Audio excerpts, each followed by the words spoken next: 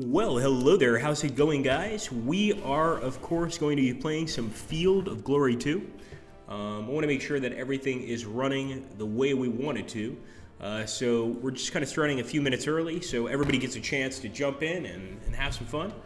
Let's go ahead. And we are actually streaming this on various different sites. So we're streaming this on YouTube, on Twitch, just about anywhere you can imagine.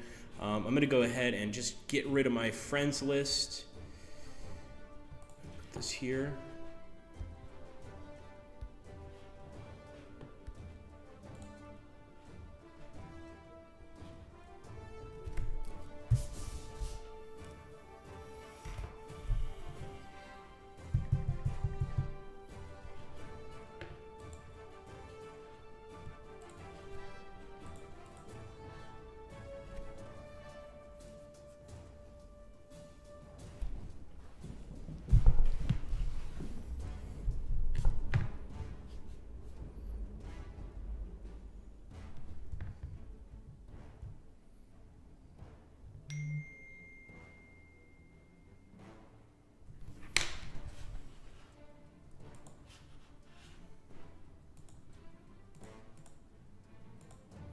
Roger that, Cheeto.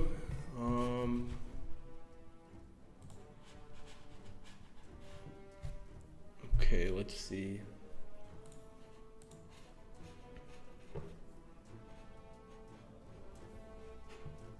Hey, Larchnedl, how you doing, man? Good morning to you as well. Well, actually, for us, it's afternoon, but I guess it depends where you're at in the world.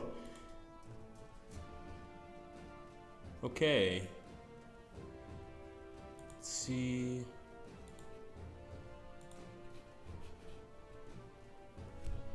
Hey, how's it going, Yona? It's good to see you, man.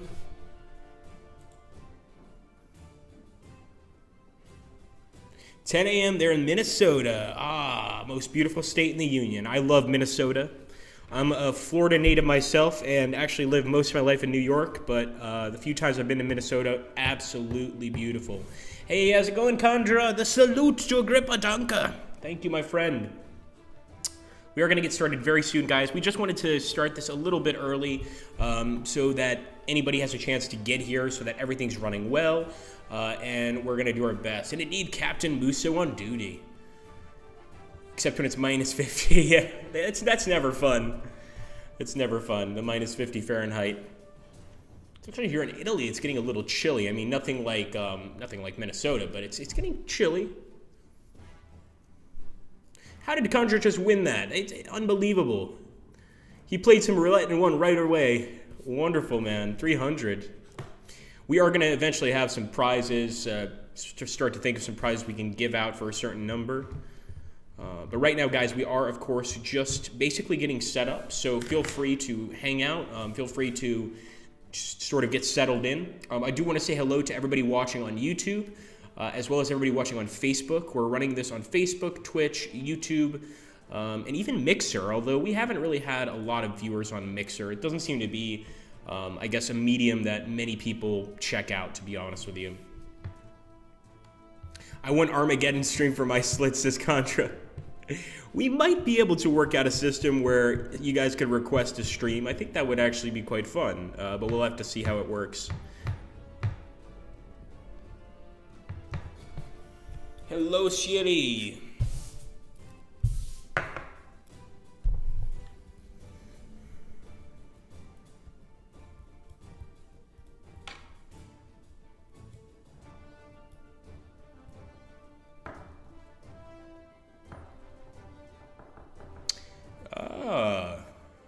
I've been waiting for this stream since it was announced, said Siri. I bet you have, man. I've been equally excited about this game since it was announced. I mean, this is definitely my kind of game, sort of ancient warfare.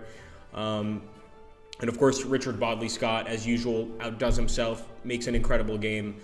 So I think you guys are going to really enjoy this one. Of course, we're still waiting 6 minutes. We still got a few minutes. So the sooner everybody gets here, the sooner we can get started with our stream.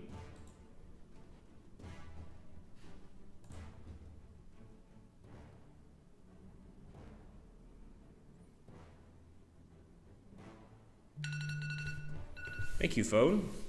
So So I've got my phone on just to make sure that we're starting at the right time, guys. We'll go ahead and set it one more time. We'll set it for 4:59 our time, European time. So it's right now 4:55. Once 4:59 pops off, we'll go ahead and get started.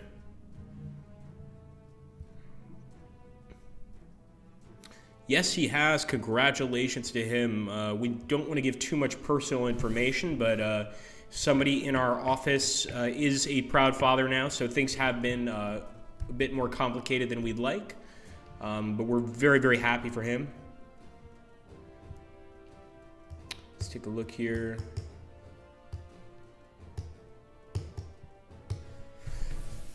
Okay.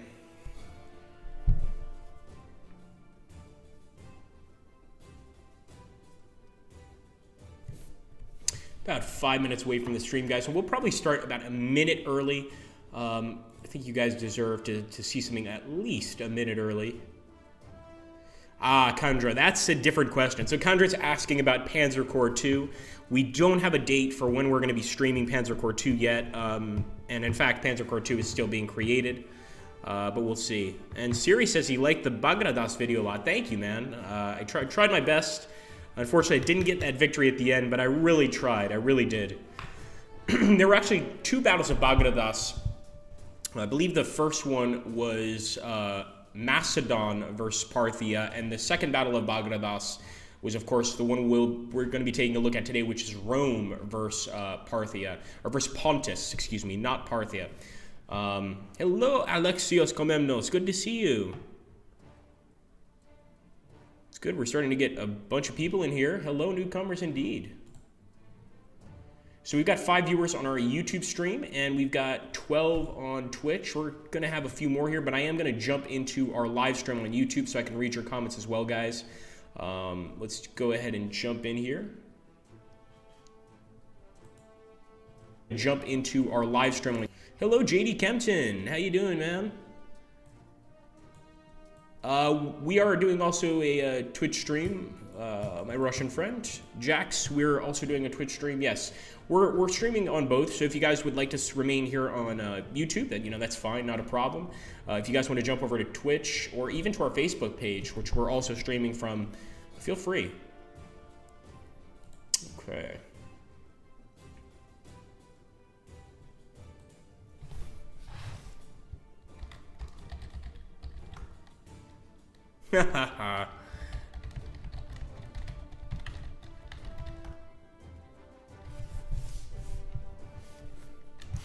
Told you, I warned you guys about gambling, but you guys aren't going to listen. Hey, go for it. Roulette it all away. You had a nice bit, too, Louded Schnell. You had a really nice amount there. I think he had 1,039.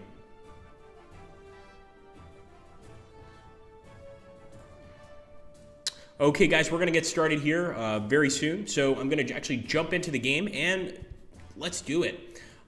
We've got about 1 minute until we're supposed to go live officially, but I see no reason why we shouldn't go ahead and, sort of get things rolling, as it were, and give you guys a taste. So obviously this is Field of Glory 2. For those of you that are not familiar with the creator of this game, Richard Wadley Scott, you'll know that he created games like Pike and Shot campaigns, Sengoku Jidai, really just fascinating turn-based strategy titles. In this game, Field of Glory 2, we're really focusing on the period from about, I think it's 289 BC to about 36 BC. And so really a very interesting period in history. And the game's got just a tremendous amount of features that I think make this game tremendously special. So one of the features, of course, is the fact that the amount of factions in this game, the amount of army lists, is unbelievably large. We're going to take a look here at the main menu, and we are going to continue forward. I do have a few save games here, but I'm not really too concerned about them. And we're going to take a look. Let's grab the battle. So initially, I wanted to be able to show you guys how you can actually manipulate the game to play battles that you would want to play. Right now, we have a custom battle mode, and this is where you would essentially create battles to face your friends in, things like that. And of course, we got the epic battles, which are pre-constructed historical scenarios of battles that have already occurred. And we're actually going to be playing the Battle of Chaironea today. But I want to show you guys first the custom battles, because it's pretty cool stuff. jump into the custom battles. You want to get a battle going, and of course, you could play multiplayer, which is another excellent part of the game. But let's say you just want to go ahead and have some fun by yourself. You could pick your army. Now, potluck essentially just means that you're going to get a random army. But in this case, we're going to pick a very strange army. And I want to go down the list just to show you the massive amount of cultures that are represented here. It's unbelievable. So as you can see, we've got Dacians, we've got Caucasians, we've got Carthaginians, we've got Greco-Bactrians. I don't even know what a Greco-Bactrian is. I guess it's a Bactrian mixed with a Greek, but it's a bit strange. We've got Greeks, of course, we've got Macedonians, we've got Indians, we've got Jewish tribes, we've got Kushan, Libyans, Ligurians. Just unbelievable amounts, guys. And as you can see, many of these are, for instance, I think there's 44 factions and something like 74 different army groups. So a lot of these factions will have several different armies depending on the actual time period, which is really awesome. And thank you, Siri. Greco-Bactrians are the Western Indian Greeks. Very cool. And hello, Karamor. Welcome aboard. The Stimpack, hello, welcome. We're getting a few people here. It's good to see everybody. Let me take a look here at our YouTube as well. And it's good to see you, Albert Arthur, and Ikarananka. Good to see you, everybody. Gamer and Vintertar, hello, buddy. So we're going to go ahead and pick two of these. So just to give you an idea of how a battle would work, I'm going to take the Seleucids 205 to 167 BC. And for our opponent, I'm going to take the Bithynians. The small Thracian kingdom of Bithynia in the northwest corner of Asia Minor maintained an independent existence from 297 BC until 74 BC, when the last king bequeathed his kingdom to Rome. Why would you bequeath your kingdom to Rome? That's if I was a son of this guy, I would be a really upset son. But let's put that aside. Now, of course, you can select the scenario type, and this is where you can actually have several different kinds of scenarios in the game. Obviously, an open battle is just a standard battle. You've got reinforcements. Enemy reinforcements are approaching, and you need to fight them back. Or you've got your reinforcements are approaching, and you need to hold off until the enemy arrives. There's also escort the baggage train, remove the head, several different scenarios. Now, you want to jump into the kind of map size you want. We're just going to take a medium map for now, and we'll take a medium map here as well. And actually, Siri's saying the Bithynian inheritance actually launched another war between Pontus and Rome. Wow, very cool. And Pixel is mentioning some new scenario types. Cool, absolutely, man. I mean, like I said, Richard really outdid himself with this game. It's just fascinating, and the new scenario types definitely interesting. So we're going to be taking a very just basic battleground for now. For the map type, I'm just going to take North European wooded. So we're going to go ahead and create this map type. We're going to jump in and take a look at our battle. Warrior Donut says he's excited to get this one. I know you're not the only one, my friend. Now, over here, you guys can see the massive amounts of units, and each army and each culture is going to have their own different types of units. So you can see the Bithynians have cataphracts, they've got elephants, they've got Sistophodoi. I don't know if I'm saying that correctly. Armored noble cavalry. And essentially what you want to do, if you have never played one of these games, is you need to essentially select the points. For instance, let's say we want to take some scythe chariots. Let's say we want to take a pike phalanx that's going to cost us 72. In this case, we're just going to go ahead and autofill. But obviously, this is completely up to you how you want to set your army up. So we're going to accept this. And as you can see, we are going to go ahead and move into our army. And what have you guys noticed? Unlike the other games, Pike and Shot, Sengoku Jidai, you can see the uniforms here are quite amazing. We also have something fascinating. We do have a general system. So right now we've got Histaphys, son of Ariaspes. This is one of our generals. And I believe Ariaspes will be our main general, although this guy could be our main general. Sometimes you get two generals, sometimes you get one. Yes, Balza, the maps are randomly generated every single time. So, for instance, you guys see the map here. If we restarted this, took the exact same formation, the exact same setting, we would get a different map, which I love. I love the fact that the maps change every single time, even if you're taking the same climate. Now, obviously, you could save a map, but, this is a little different. So we're going to go ahead and end the turn, just so you guys can go ahead and see the enemy. Now, Obviously, we're in deployment mode. We could deploy these guys wherever we want. In this case, you know, I could go ahead, form a square. I could deploy here. I could deploy a little more forward, etc. But I'm not going to focus too much on deployment right now. We'll get to that when we get to the battle. We are going to end our turn, confirm the end of our turn, and we can see the enemy army now. And look at that. You guys notice something else a little bit different here? Now, instead of moving one unit at a time or one army group at a time, you can move an entire front forward, which I love. I think it's fascinating. Let's actually take a look at these guys. These guys look pretty nice. Look at those scythed blades that the Thracians have. The Thracians are vicious fighters. And let me tell you, if you get one of those scythed blades to hit you, you're losing a limb at the very least. I mean, the best case scenario, you're losing a limb. So now we're going to also show you guys, just to give you an idea of the massive amounts of changes, we're going to jump into our second custom battle, which we've already created, and show you guys that you can also fight. Let's say we want to fight in the desert. Let's say maybe I'm not a big fan of Mediterranean climate. I want to fight in the desert. And as you can see, we've started another battle here in the desert. So this is pretty cool stuff. Has this game some kind of campaign, or is it only battles? Absolutely, Sotomontes. We're getting there. We're getting there, my friend. We're getting there. It does have a campaign mode. So we will head to main menu, and we're going to go ahead, and that essentially shows you guys the battles. We do have a campaign mode. We're not going to be playing campaign this time, though. Not today. Today we're actually going to be playing the Battle of Checkerboard, and we actually already have this battle set up, ready to go.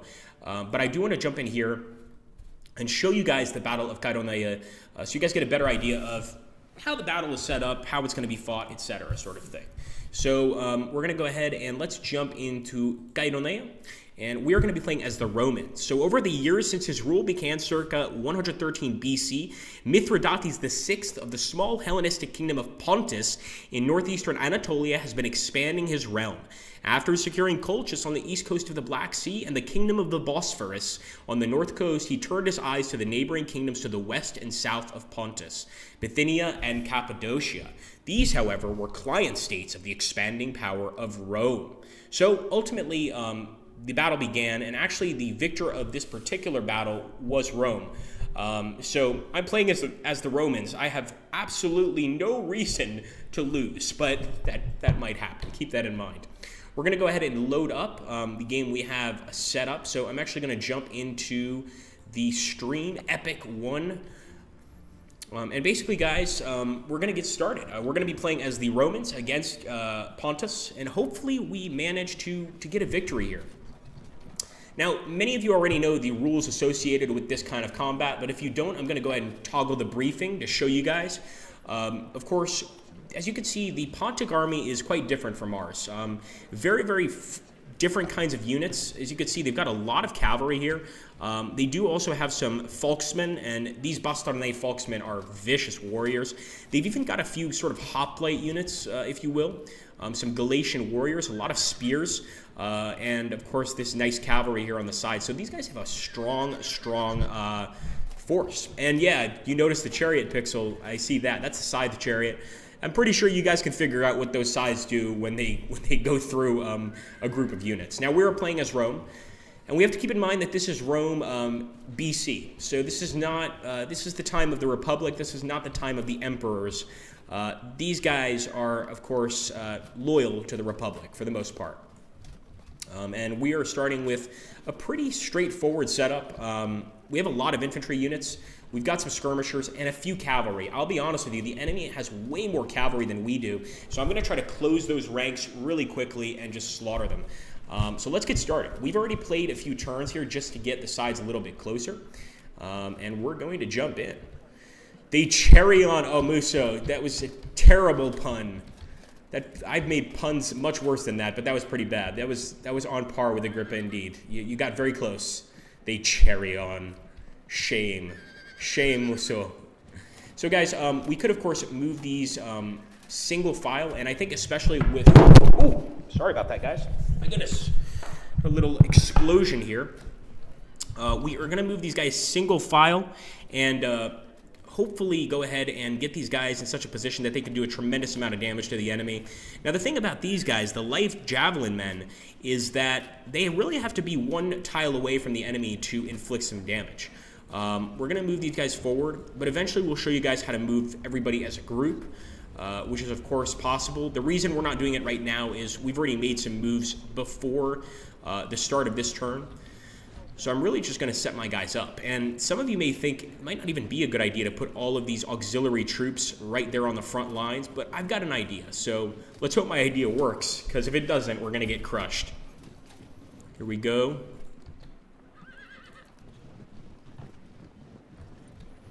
Okay, guys, so now I'm going to show you guys how to move an entire group together. So for those of you that have played Sengoku Jidai or Pike and Shot, you know that you can only move one unit at a time. Something quite interesting here in Field of Glory 2 is if you are in a correct position, in this case we are, we've got Murena, one of the Roman generals. We're going to go ahead and move all these units together. So as you can see, we're moving our entire command forward.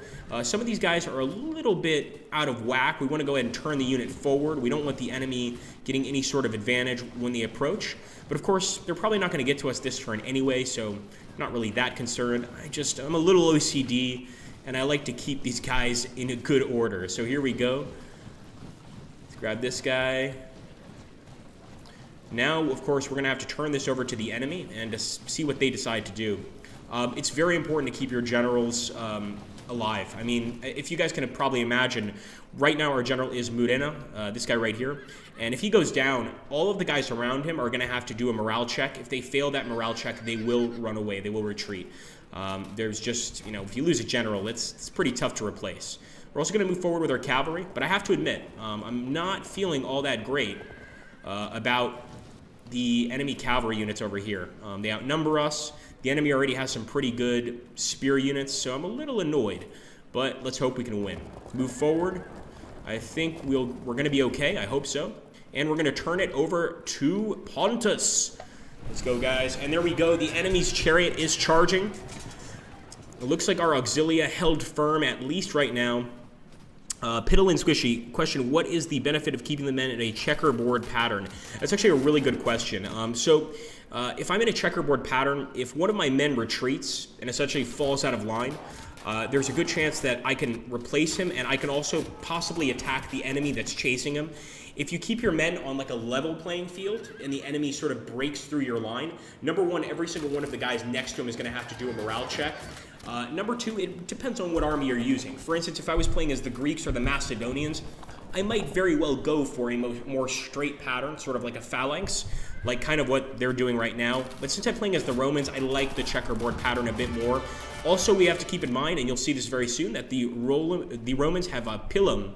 So before they attack, they throw that pilum, and if anybody knows what a pilum does, it's basically a long wooden stick, and on the end it's got this weak metallic spear point. And once that weak metallic spear point pierces the shield, it bends, making the shield pretty much unusable. Or if it hits you, it makes you unusable. So either or, you're going to get hit pretty bad. So we do have some archers here, and the archers can fire right away. So I'm going to go ahead and turn and shoot here. See if we can't get some kills on the enemy archers. And if you guys see that 21, that's the amount of casualties that we're using against the enemy. 45, that's excellent.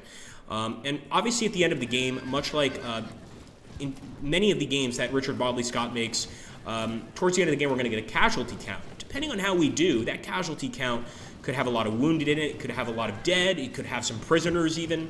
We're just going to kind of have to see what happens. Now I'm going to keep this general back here. I don't want our general to get killed. And I'm going to keep the rest of these guys ahead of him. You can see I'm not moving my guys all together anymore. I'm moving them separately because I really want to be 100% sure about this setup. Now, I can't throw anything at this particular scythe chariot because he's already in combat with my men. And thank you. Somebody mentioned good volleys. Appreciate it, man. We are, however, going to move forward. And as I mentioned to you guys before, when we have auxilia troops, we have to get one tile away, throw our javelins there, and that's really our best hope of doing damage. I'm going to move forward with the slingers. Let's go ahead, turn and shoot. Enemy held firm, but 22 casualties is nothing to scoff at. There we go, more Eastern archers. The thing I really don't like, are the cavalry over here. Yes, absolutely, Alexis Komemnos. Great question. So just like in Sengoku Jidai, if I wanted to, I could take this general and actually go ahead and move him into one of these frontline units, or even to one of the cavalry units. Totally a possibility. And generals can get killed in battle. Absolutely something that can occur. So I don't really know what to do here because the enemy cavalry is very strong. I mean, we can see they have cataphracts. These guys are unbelievable. So I'm not going to attack with my cavalry. I'm keeping these guys back, believe it or not. I will, however, keep moving forward with my infantry. So we're going to have to beat the enemy in the center of the field. I think that's going to be our best chance at a victory, is really crushing the enemy in the center of the field here while stopping them from flanking our men. And that's not going to be easy by any stretch of the imagination. Keep on moving. That's a good question, Piddle and Squishy. So it is quite similar. There are similarities to both Sengoku Jidai and Pike and Shot. But, you know, this of course, is a brand new game. A lot of new things, of course. You can see the factions list for one, the way the characters look. Everything has been greatly improved. And there is actually a miniatures game called Field of Glory. And I believe there's also, of course, the original Field of Glory, if you haven't played that. But there's a miniatures game and possibly also a board game with Field of Glory units. Let's take a look here. I think we've done enough movement. We're going to stop. And once again, I'm not moving forward with my cavalry. I'm ending the turn, and I'm turning it over to Pontus. So there we go. Look at that. The chariot dispersed. We got really lucky there. And I'll explain that to you in a second, because you might be thinking, how in the world could that chariot disperse against an auxilia unit? But we're going to go ahead and take a look very, very soon.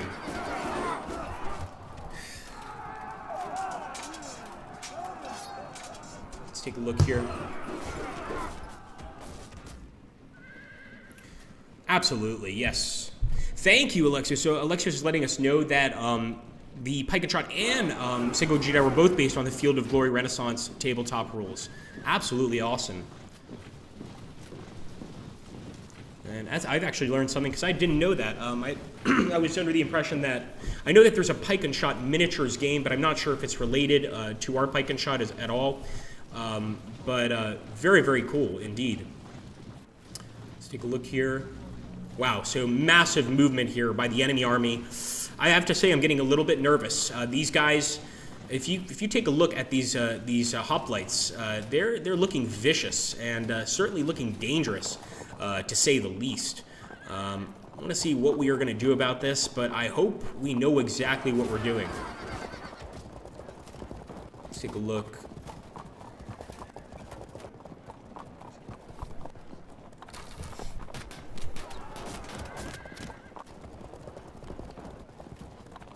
All right, gentlemen, so we can already see, as I was concerned about, that Parthian line is moving forward, or that Pontic line, I should say, is moving forward quite quickly on our cavalry units. We might need to turn some of our infantry towards them and see if they can make a difference. Again, we don't have spear infantry, but maybe there is something we can do. Now, this is another extremely important part of the game, and that is the win-loss ratio. If we take a look here, we've got the initial win-loss ratio. The impact, 6% chance of a win, 69% chance of a draw, and 24% chance of a loss.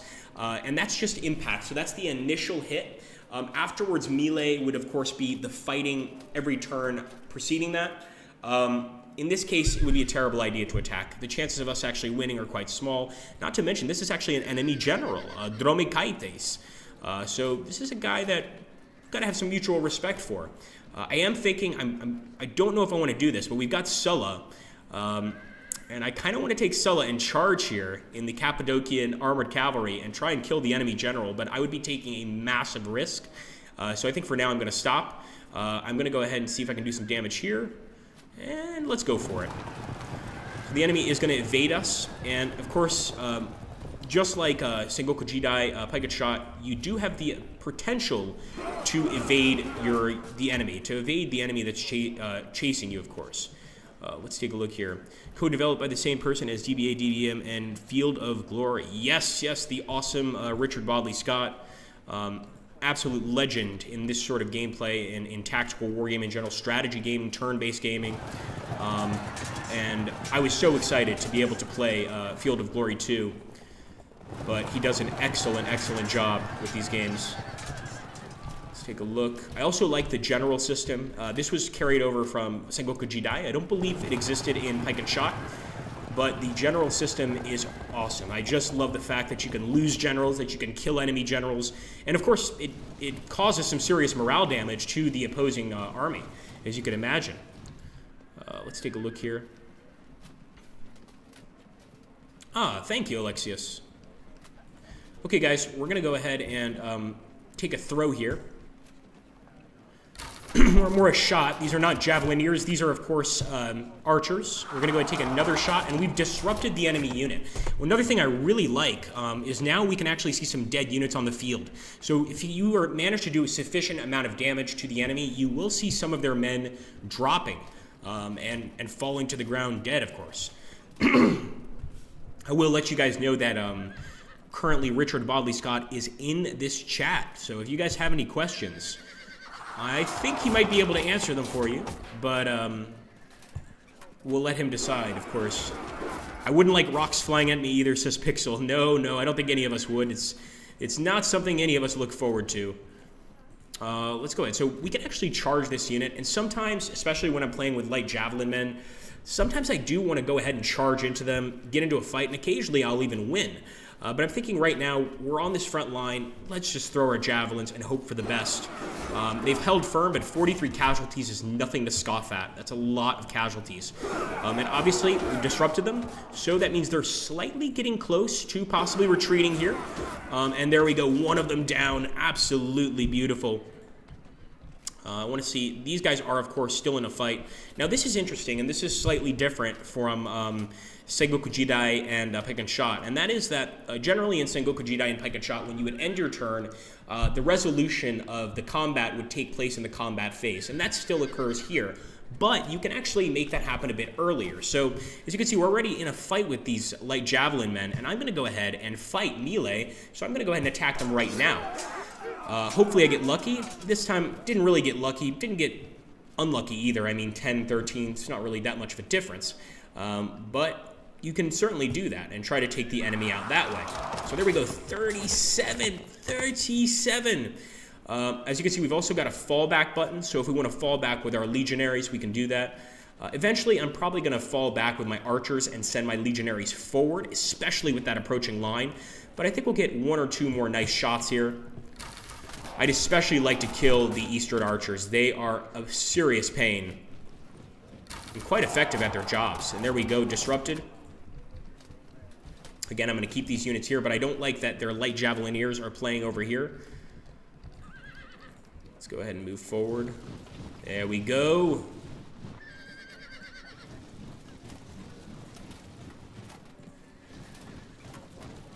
And let's see.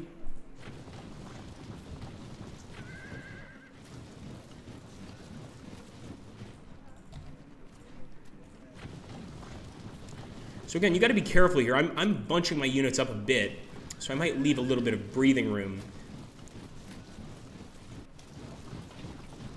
But as you can see, I'm turning some of my guys in, hoping to get a lucky attack.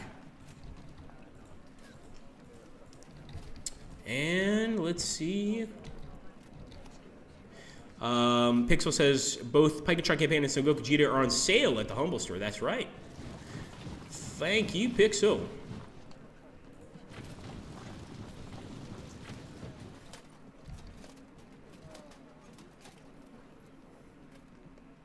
Slytherin fills the void. We're glad to hear that, man. We really are. Very glad to hear that. Okay, so I'm going to probably stop moving so many of my men forward. I'm going to put a few more forward, but I think the rest of these guys are going to stay in reserve. I definitely want to keep Murena, our sub-general, back here. Let's move forward a little bit more. And a little bit more over here as well. At this point, I think we're pretty much ready to go. Then again, we could attack with the cavalry, but I just don't trust them against the cataphracts. I don't think it's going to go well. We'll end the turn. Okay, guys, here we go.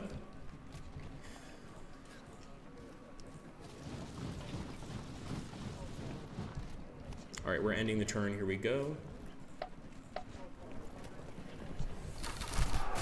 Alright, so the enemy's already charging us, and as you can see, our men have evaded behind the Legionaries. So that's beautiful. I like the way we set that up. It's kind of what I wanted. I wanted so that if our auxilia have to run, they can run behind the actual soldiers. I'm not saying auxilia are soldiers, but by all means they are. But, you know, the Legionaries with their armor, their shields, their gladiuses, this sort of thing. Gladius? What's the plural there, I wonder? You know, they're very effective. So we want to get them in contact with the enemy here and hopefully cause the enemy to rout, get ourselves a victory, and get a victory overall. Let's take a look here. Somewhat concerned, Lard. That's a good question. I think we were concerned since the start of this battle because the enemy has a lot of cavalry. But we're going to try to offset that by winning the battle in the center as quickly as possible. That's really my main concern. And you're absolutely right. Spears fight wonderfully against cavalry. I don't believe we have any spears in this army. We do have pilum, of course, the throwable, similar to a javelin, but not a javelin. But I'm not sure if we have any units with spears. We do have the Gallic cavalry with spears. So we might be able to use our cavalry against theirs, but I do wish we had a few of these hoplites that the enemy has. They look absolutely wonderful.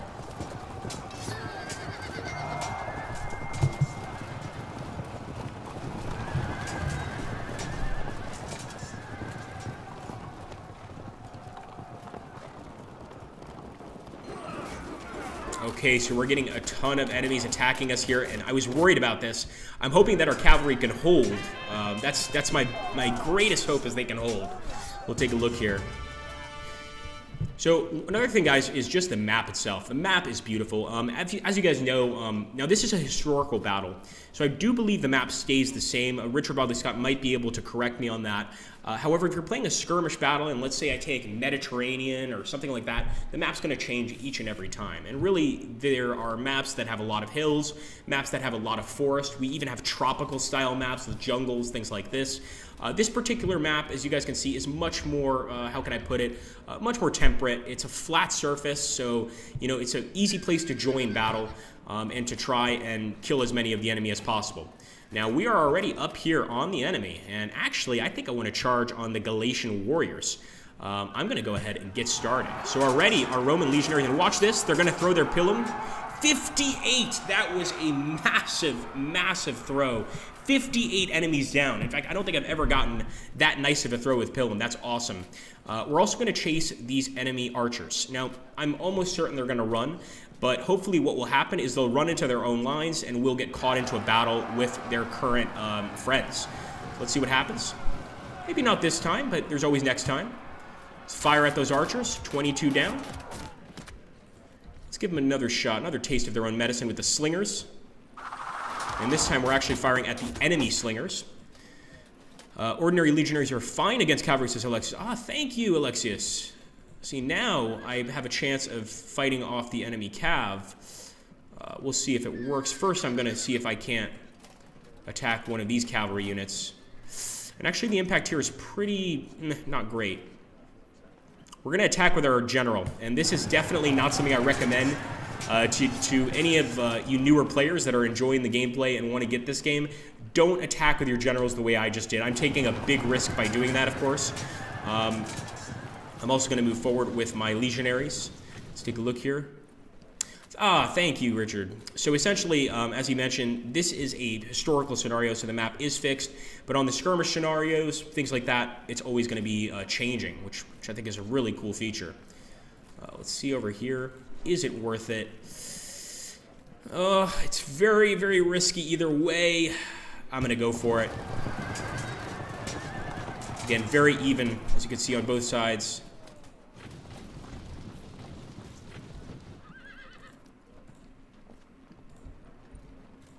And as you can see, our auxilia are still fighting, and we're actually doing slightly better than them, so I'm going to see if we can't break through the enemy lines here. Now there, we want to be a little more careful, but we can finally start charging in over here. So I'm going to take our legionaries, and it looks like we might start having to fight with the Pike Phalanx. I certainly would like to destroy the Pike Phalanx here, but I want to see just how well we'll do against them. It looks like with our impact, we'll actually do really well.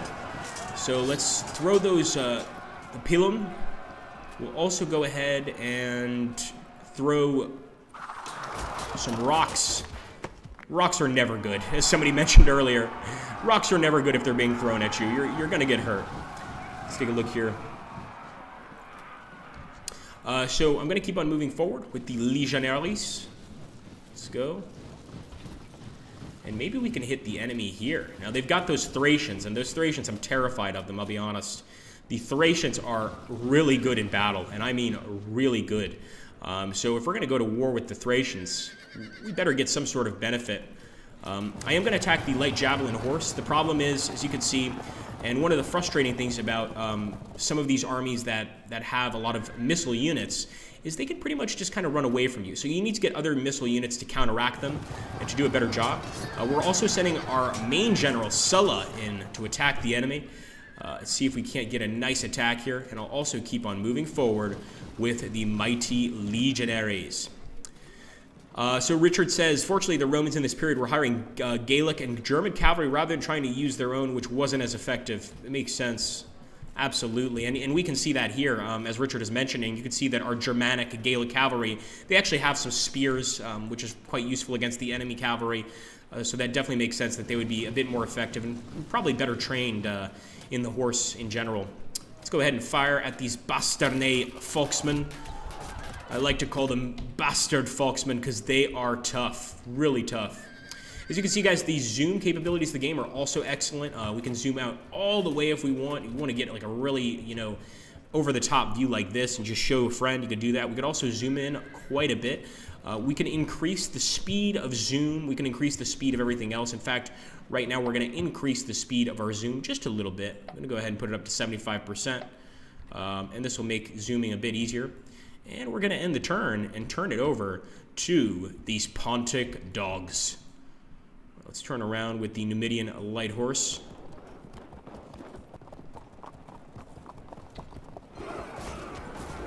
Not very effective. 1 damage.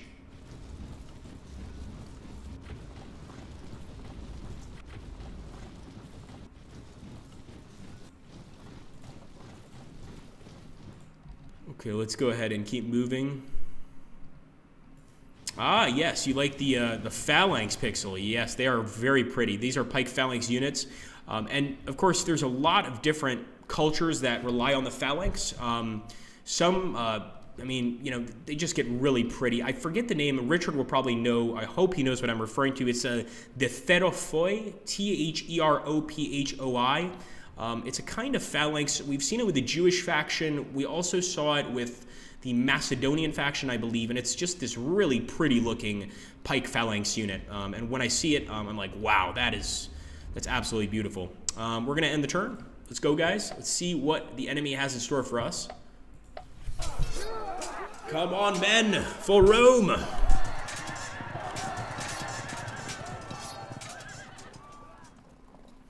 Okay, so we're already fighting, and there we go. We've got some enemies retreating, but we've got to be very clear here. Retreating is not the same as being broken.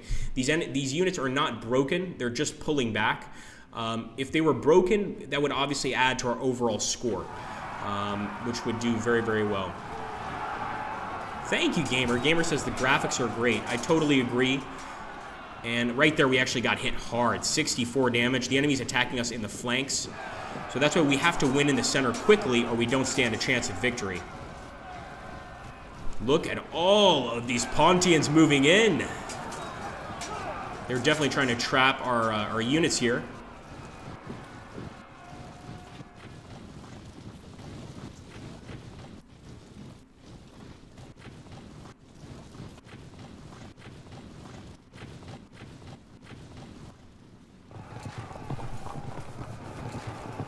Okay, lots of flank attacks here.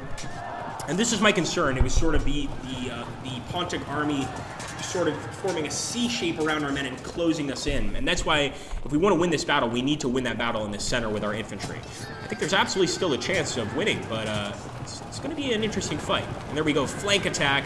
As you guys could probably imagine, I probably don't even need to tell you guys this, but if you attack an enemy unit from a flank, you're going to do more damage. That pretty much goes without saying. You should always try to hit units from the flank. There are a few cases in which it's not necessarily the case, but in most cases, the flank is the way to strike. B. Vargas says, personally, I would have kept my cavalry back, only sending them in if the legions were being flanked, as Ponta cavalry is pretty tough one-on-one. And you're absolutely right. I mean, the cataphracts, an incredibly powerful enemy unit, as well as just even just their regular missile units on the cavalry are really, really good. It's kind of fascinating. All right, guys, back to the fighting. I think first things first, we want to go for these Falksmen. Charge, boys! 88, guys, 88 damage, unbelievable. Our actual, I mean, that's an unbelievable amount of kills. That's really good. We want to keep that up. Yeah, guys, if you could please take a look at the straw poll that Muso just put up. We really do want you guys to answer that. We're trying to do this to, of course, improve our streams every time we do them. Thank you. So, Richard Bodley Scott mentioned that you only get the full effect from flank attacks if the enemy are already in close combat. Interesting. If you fight a unit with multiple units, it fights each of them with reduced strength. Wow, that's awesome. So, in other words, you want to try to kind of trap your enemy, anchor them into place, and then focus on the flank attacks.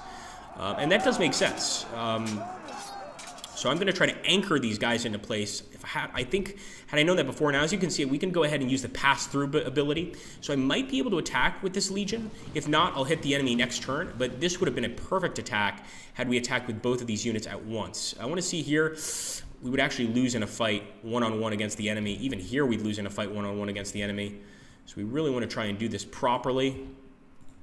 And I think properly right now against the enemy cavalry basically means stay put. Let's go ahead. Once again, we're going to have to stay put there. Yeah, definitely staying put. But I will start moving some of our Legionaries over there to the left side.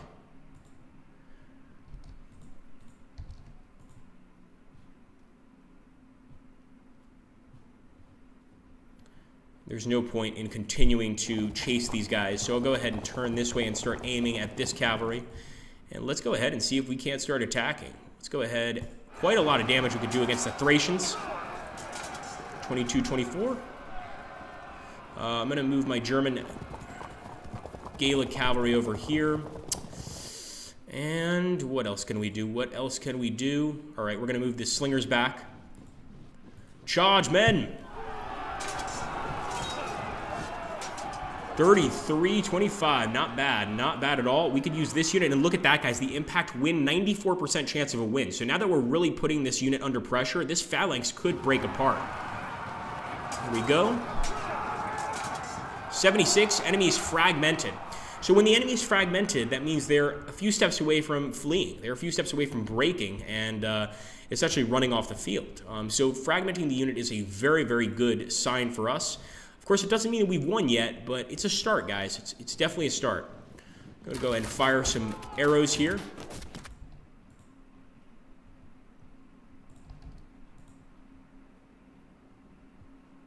Let's move these guys forward.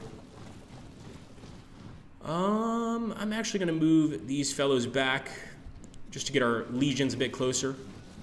And I'm going to turn them towards the phalanx. And why not? We'll go ahead and throw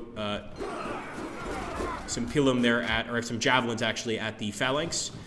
And we could actually charge the enemy right here with our legionaries. Oh yes, held firm, but I believe they're slowly but surely going to be breaking down. And we're going to actually be able to attack them over here on this side too. Remember, I told you guys, we've got to win the fight in the middle if we want to win this battle. There's no doubt about that.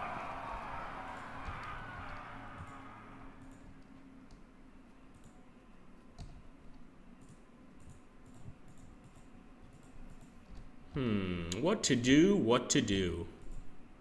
I think we've pretty much done all the moves we can for this turn.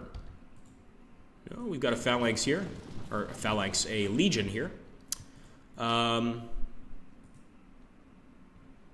once again, I know better than to chase the light horse archers, but I just can't help myself.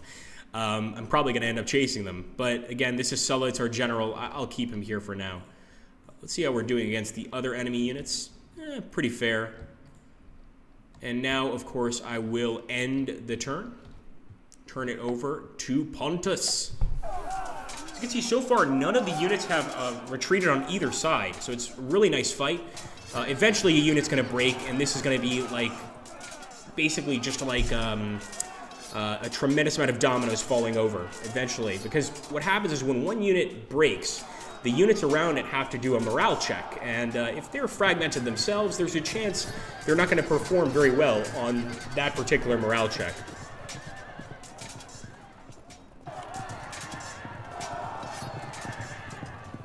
Great way to start out. It's a good way to put it, Large Snail. Great way to start work indeed.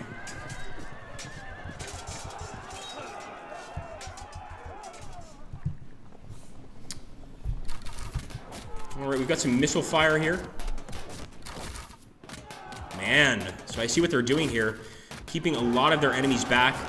Now, as far as I know, they can't fire at our units that are engaged in combat, but they can certainly fire at our units that are not engaged in combat. Let me take a quick look here at our YouTube viewers. Got Black Flame, Eric Gunyard. Hello, Eric Gunyard. Good to see all you guys.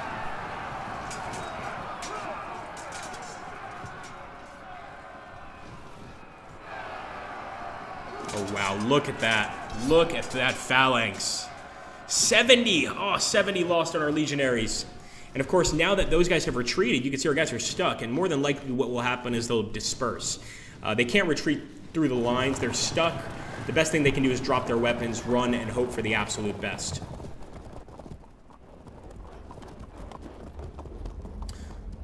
Yes, Vargas is absolutely right. If they route through friendly units, it could cause some disruption for sure. Absolutely.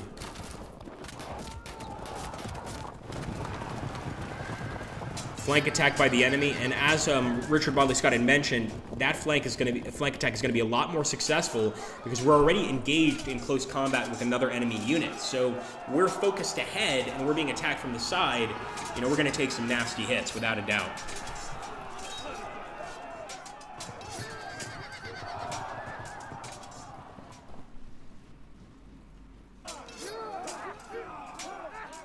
There we go, guys. We've disrupted one of the enemy units. Disrupted another one. We've pushed them back. Unfortunately, since they are an auxilia unit, they can pull back a bit if there's space for them to pull back. We're going to have to attack them again if we want to actually get a kill here. Or more importantly, if we want to get them to retreat from the battlefield.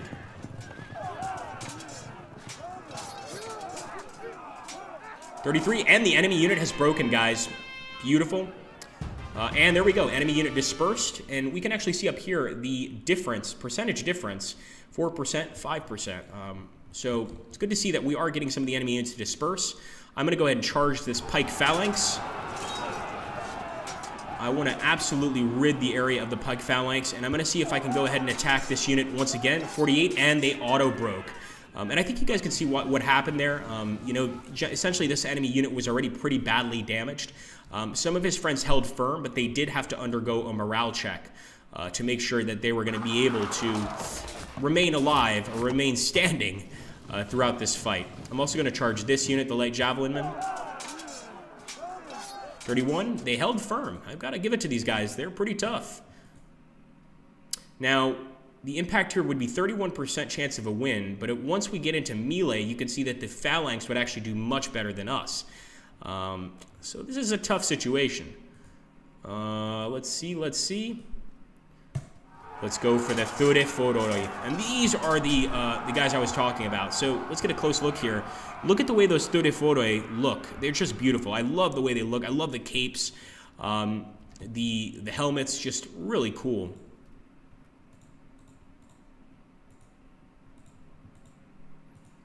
More Thracians here. We're not going to do well against those Thracians, though, and that's primarily because of the enemy cavalry.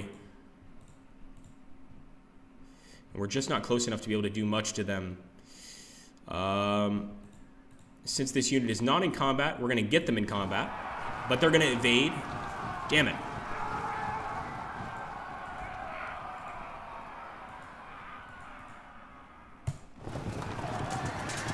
All right, we're charging with General Sulla at this point.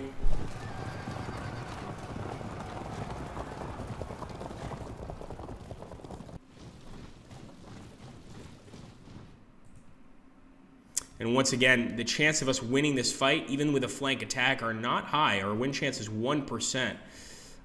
So I'm trying to decide what I want to do here with my cavalry. I think I'm going to get behind the enemy.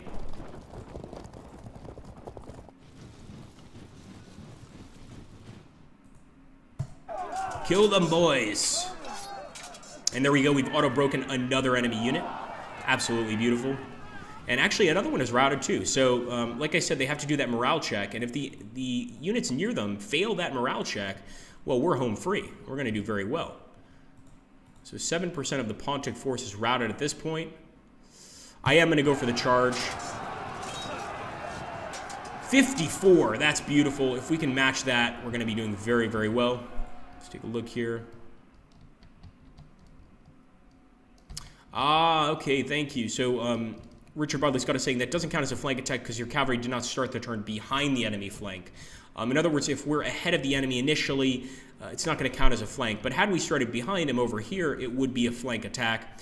I thought you could essentially position yourself behind the enemy and then attack the same turn to get that same flank attack effect. So we're in a little bit of a bind, to say the least. We definitely want to find a way to improve our odds. Let's go ahead and move forward. We do have a lot of these Javelin units, but they're not really something we want to use at the current moment. We want to basically be focusing over here. And look at this. As Richard Bodley Scott mentioned, it looks like actually our impact against the armored cavalry is going to be pretty good with our Roman legionaries. Now, they are going to try to evade, but they're not going to be able to run away, and we're going to slam into them. Pretty even, actually, odds right there. I was hoping for a slightly better attack, but still good. And we're definitely not going to attack head-on into the cataphracts. But we might be able to do a pretty good bit of damage here. Let's move forward. Roman legionaries. Move forward with these Roman legionaries. And let's get a shot with our archers on the Armenian cataphracts. 19. Oh, beautiful.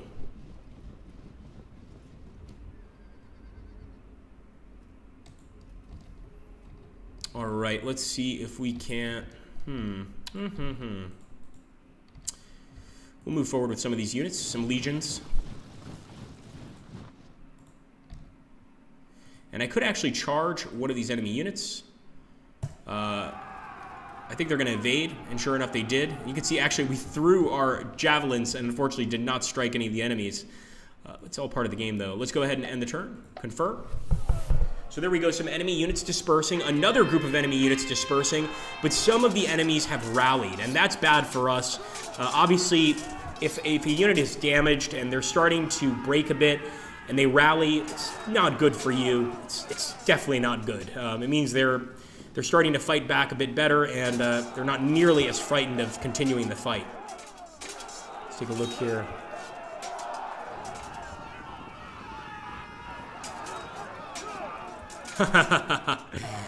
I liked Richard Bodley Scott's point there.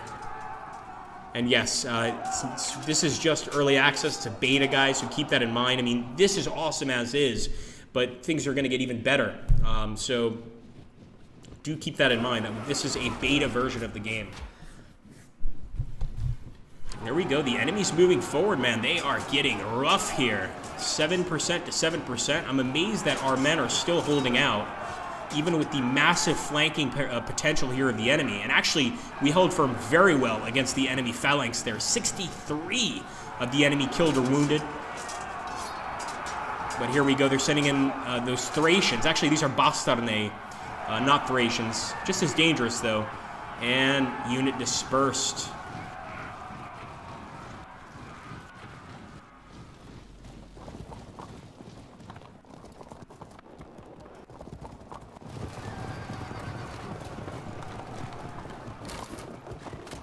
Some nice shots the enemy got there on our Germans. Nazi Germans.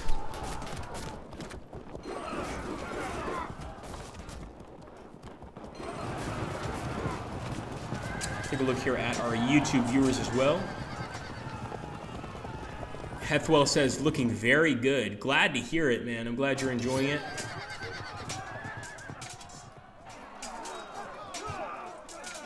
And oh my goodness, no, we broke. Come on, men. Here we go, we've disrupted one of the phalanx units. They're gonna pull back a bit, and I'm gonna try to break this unit this turn. Looks like we fragmented another unit. If we can keep fragmenting units here, guys, we can win this battle for sure. No doubt about it. And unfortunately, we just had one of our legions break. Another one of our units broke there because they failed the morale check.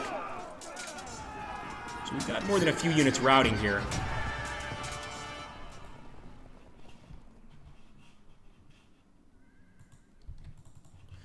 Alright, let's get back to the battle. So, first I want to deal with this phalanx. They held firm, bastards. They actually managed to hold firm. We could charge this phalanx, but I'd rather smash them with another unit if I'm able. I think for now, be sufficient to go ahead and throw some javelins their way. 34, pretty nice. The melee fight against the enemy is not going to go as well as we had presumed. But what I'm going to do is go ahead, send my men through this legion, and I'm going to attack the imitation legionaries. I wonder, what are imitation legionaries, Richard? Because I'm wondering here. I guess they would be legionaries that do not fight for Rome. Quite an interesting unit. I hope that they're squishy because I want to try and break these guys. And we're, of course, going to be charging here. And we flank. Actually, I guess it's not a flank attack because, as Richard said, if we're not behind the enemy at the start, then it's not a flank attack. If you attack the enemy, like let's say they're facing to the east, and you attack them from the south, they're not facing you, it's still not a flank attack unless you started behind them, if I understand that correctly. Let's go ahead and I want to see if I can get some more of these wonderful legionaries through. Turn towards the enemy. And we'll move Murena forward.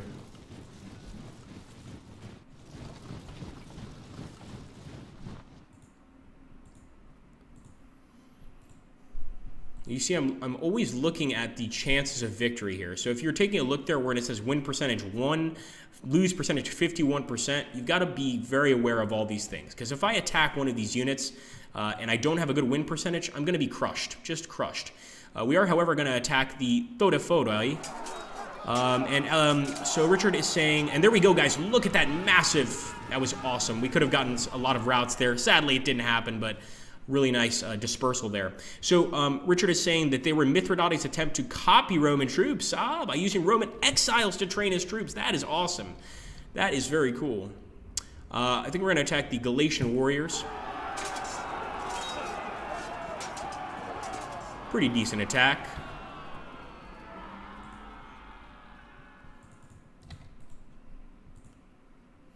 And let's attack the Thracians. I'm probably terribly mispronouncing that. 27. Maybe it's time we start sending some of our missile units here. Now, if you're in a close combat fight with an enemy, as far as I understand, you cannot use your missiles, but we can still charge with that missile unit. He's capable of that, believe it or not. I'm going to try and smash into the Thracians here. 81, look at that disruption. Beautiful. We're going to turn towards the enemy.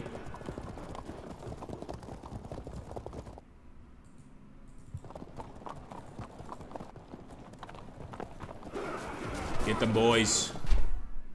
I know if I charge, he's just going to run out of the way, but I can't help myself. Here's what I'll do. Get over here and try to flank the enemy next turn. And I think we're going to have to wait on these guys. We'll turn towards them, though. We'll get prepared for the attack.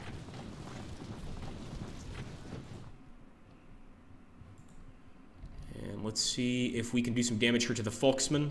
I don't think we can. These Folksmen, like I said, much like their friends, the Bastarnae, they're extremely vicious with that curved blade.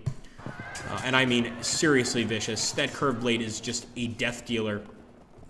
Let's go ahead and fire at the cataphracts. All right, these cataphracts. And we're going to send our men in on a charge. This is, again, I would not recommend this charge. So I'm actually not going to charge. I really want to, but I think we're going to go ahead and hold off for now. And we've broken the Bastarnae bastards. Wonderful. So there we go. Quite a lot left to fight, as you guys can imagine. We can go ahead and take a look here.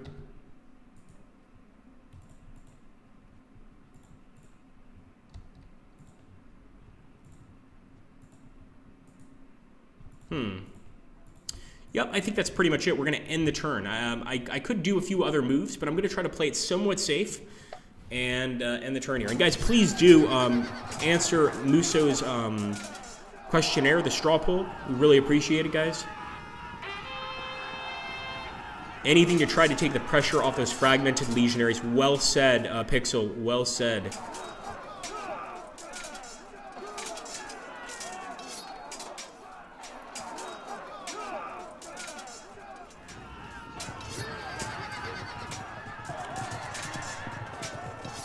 Oh, we had a dispersal on our legionaries. No.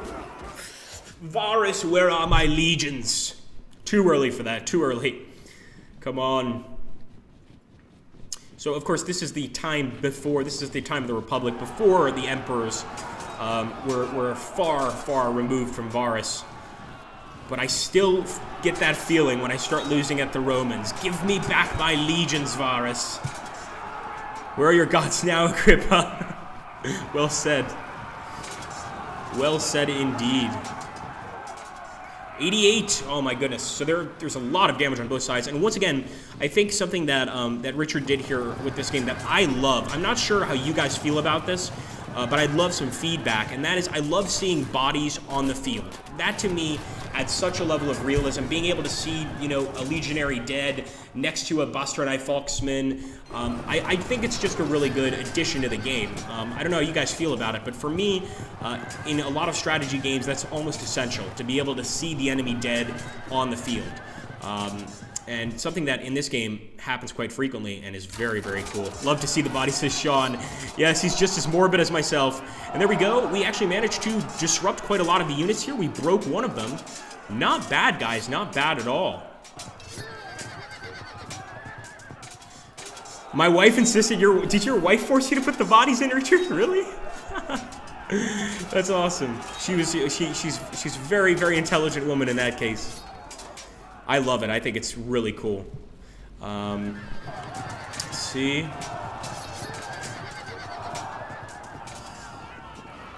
Hey, Darthan Gamer. Good to see you, man.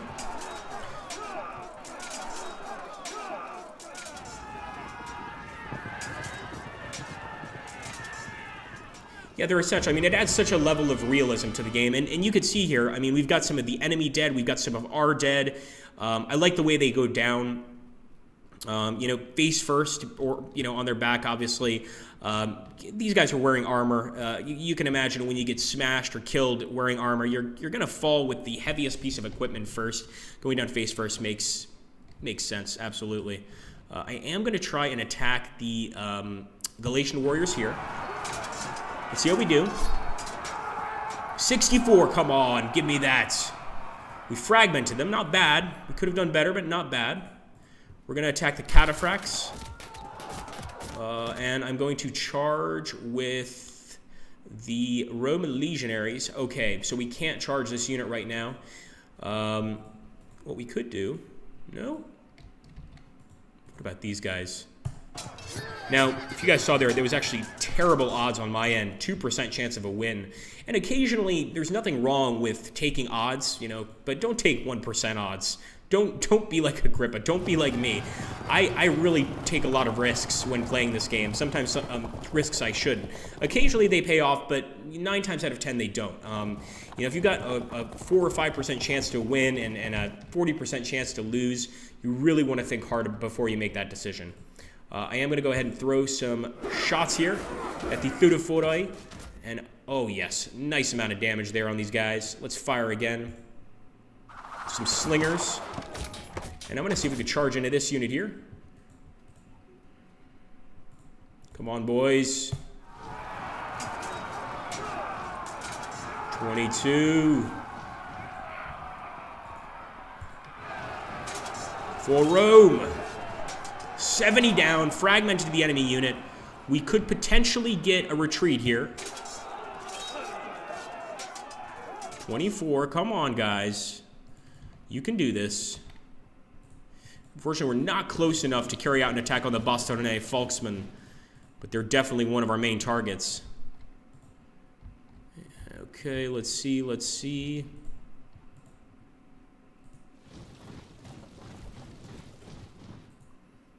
And I'm going to go ahead and carry out the attack here against the enemy. That's not going to work out, but perhaps we could charge through here. I think the cavalry on that right side is finished, pretty sure, and I don't want to see Sulla go down. Sulla is already disrupted, so he's very close to going down for good. Let's take a look here. Hello, everybody. Good to see you guys. Yes, slowly getting surrounded is one way of putting it, Darthan Gamer, indeed. We'll end the turn here. Still got some enemy units routing, but of course we've got some of our units routing as well. And of course, as you guys probably understand, there's a combat phase, and then there's the enemy phase. Then there's another combat phase at the end of the enemy turn, and then it's our turn. So throughout all this, you know, there are many chances for a disruption, for a breakthrough. You never know when it's going to happen. Let's take a look here. Yes, Richard understands exactly what I'm going for. At this point, the best way I could explain it is I'm sort of trying to just break through like this. Not really too concerned about the enemy cavalry on either flank. I'm just trying to break through. I feel that my infantry is somewhat superior to theirs. Maybe that's a bit naive on my part. And I think if I could break through and win in the center and force all of the enemy to run in the center, we're going to win. It doesn't matter if they have their cataphracts, their cavalry. If we can do it quickly, we will win. It's just that simple.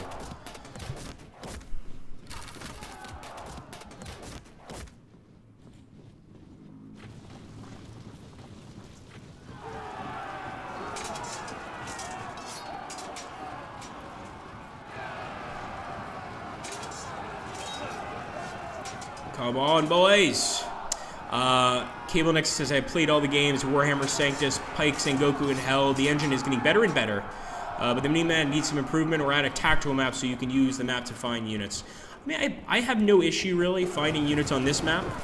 I guess you're talking about, like, maybe some geography on the map itself over here in the lower right corner. But, you know, I can see things just fine. Obviously, the red representing us, the blue representing the Pontans. Pontians? Is it Pontans or Pontians? What's the plural here? Someone help me. Here we go. Quite a lot. And there we go. So we have managed to push back some of the enemy troops, the Thodophodi. We're still continuing the fight, but it's getting more and more close. And my goodness, guys, I mean, I gotta say this. I don't think we've ever done this on the stream. I'm loving this game so much. I didn't even realize we're actually 2 minutes over. Thank you, guys. Pontics. Wonderful. We're actually 2 minutes over what we usually stream. You know, typically we do about 40 minutes, 45-minute streams. We've been streaming for an hour and 5 minutes already. And I'm not giving up yet. I'm going to play a few more turns, so bear with me. I don't know if we're going to be able to finish the entire battle. No matter what happens, I'm going to show you guys the casualties at the end of the battle so you get an idea of how that's played. But I am just loving the game, and it hasn't even felt like an hour and 5 minutes. It feels like 15 or 20 minutes, but it's just so damn fun. The Pontics. All right, here we go.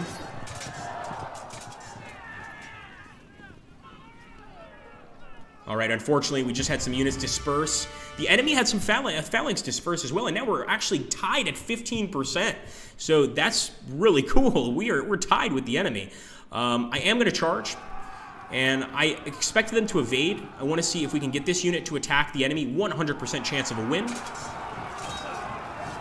81 damage, and the enemy is broken. There we go. They're going to have to pass a lot of these checks, a lot of these morale checks, if they want to remain in the fight. But at the same time, we have to be careful. They're not dead yet, not by a long shot. Come on, men. 67, another enemy unit broken, men. Another enemy unit broken. Look at this. Disruptions all over the place. Fragmentations all over the place. We maybe are on the road to victory. Maybe. 18%. Come on, men. For Rome. And for the Republic. Broken unit again. Oh, has Agrippa's plan worked? Maybe it has, guys. Maybe it has. Probably shouldn't count my eggs before they hatch, but I'm feeling pretty confident. And here we go. 31%.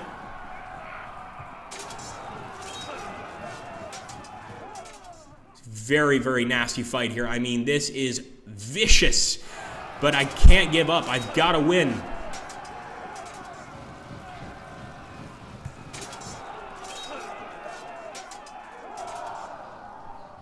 Here we go. We've disrupted the fake Legionaries. They're imitation Legionaries. They're not fake Legionaries. Here we go. 58. Enemy held firm. I must admit, those Bastarnate Falksmen are brave, brave, brave. But their bravery is not going to save their lives. Let's keep attacking, boys and girls. 85% chance of a victory here. And the enemy's broken. They're routing. And look at that. We fragmented some more units. Pontus, the Pontics, or Pontus, is at the Pontics. Pontus being the region, are really retreating in big numbers. So let's see. Let's see if we can actually get a win here. Day one bye for me, says Dual Co-Red. Glad to hear it, man. Glad to hear it. I'm actually going to flank the enemy, even though they're running, just to scare them even more. Cause as much chaos in the enemy lines as possible. I think that's our best bet for a win here. I mean, we still can't forget that the enemy does have a tremendous amount of cavalry units. And those cavalry units, they definitely make a difference. So while I believe in our men, we've got to be aware of these things. We can actually charge these guys, and that's what I'm going to do. They're going to evade. Cowards. Cowards, the lot of you. All right. Let's see.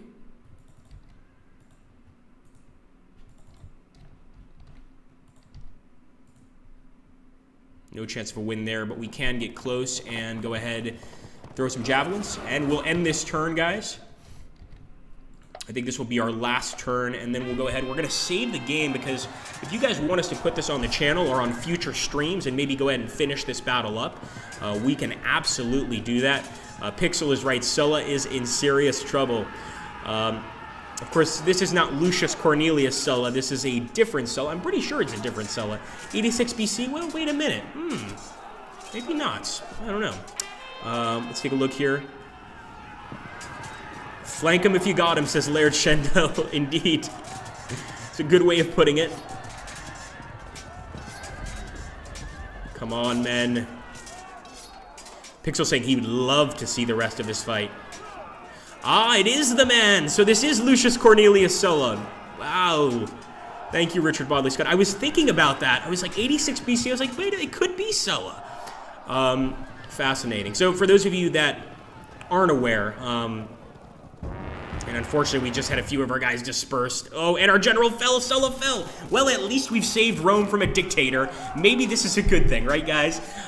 So Sulla was the dictator of Rome. For some time, actual dictator, and quite an interesting fellow. Some would regard him as quite vicious, but then again, I'm assuming all dictators at this time period were probably going to be quite vicious, and just fascinating for the time period. Actually, I wouldn't say one of my favorite leaders because he's quite a ruthless guy, but a fascinating leader nonetheless at that time period, I think. So do beta testers get the download when the game comes out? Pretty sure. All right, guys. So what we're going to do now is I want to make sure to show you guys the casualties at the end of the turn. It's something that I find fascinating. You have to keep in mind that since we're ending this actual... Sorry, guys. Since we're ending this actual battle, we are going to be the ones losing the battle. Of course, I'm going to save this. But we're going to be the ones essentially losing the battle, so it's going to appear as if a lot of our men have surrendered or retreated, when in reality we only want to focus on the dead and the wounded. And actually you can see here it's still 26%. This is a very even game. Let's take a look here. I didn't even know who Sulla was prior to this stream. Well, now you know. Now you know.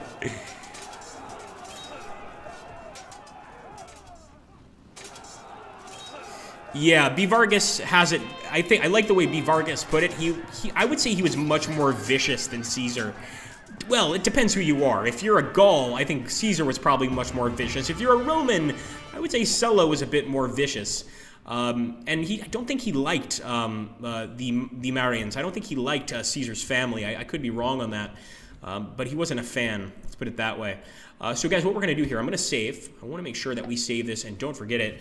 And I am just having so much fun here. I got to thank Richard Bodley Scott for making an amazing game. I'm just going to call this Carthage, Pontus, Rome, Sulla. This way I won't forget. I want to thank you for making an awesome, awesome game. I want to thank everybody for showing up to the stream. If Muso is still here with us, please do drop our channels down below. Muso, we'd appreciate it. Matrix Games and, of course, Slytherin Games. So everybody can go ahead and rally around those channels. Obviously, if you guys are new to this Twitch stream, I want you guys to go ahead and please subscribe to it. If you guys are new to our YouTube channels, subscribe to them as well. I want to thank everybody for stopping by. I had a blast. Before we do quit, though, I'm going to go ahead and end this battle so you guys can see essentially what happens at the end of a battle when you surrender, when you give up, essentially. We're going to go ahead and retreat from the battle. So just to see what the casualties look like, we can go ahead, we'll select Legate. And here we go, guys. Now, I think this is beautiful. This shows us exactly how many men were killed or wounded on both sides, how many were captured, how many siege engines were lost, how many elephants were lost. I mean, just fascinating, fascinating stuff here. And when you're actually seeing this stuff, you know, it brings to me an entirely new perspective on this kind of a conflict. It really does. I mean, you have to imagine in most wars, there's going to be more wounded than dead. It's just the way it is. But I'm sure that a lot of these wounded, you can imagine that wounds during this time period must have been horrific. Number one, if you don't treat them properly, they're going to fester and rot. And number two, just imagine having an open wound from a gladius during this time period. I don't think you'd be in a very safe place. Let's take a look here. Absolutely. Okay, guys. Well, there we go. So those are our final losses. I want to thank everybody once again. Thanks for stopping by. We're going to have a lot more on this game in the future. No doubt about it. I'm loving it, and we went way over our time. But you know, I could almost play another hour. It's that fun. It's just really awesome stuff here. Take care, my friends. I hope you guys have an awesome, awesome day. Drive safe if you're at work, etc., etc. And well, drive safe if you're going to work as well. Thank you, guys. Take care. And, of course, glory to Rome.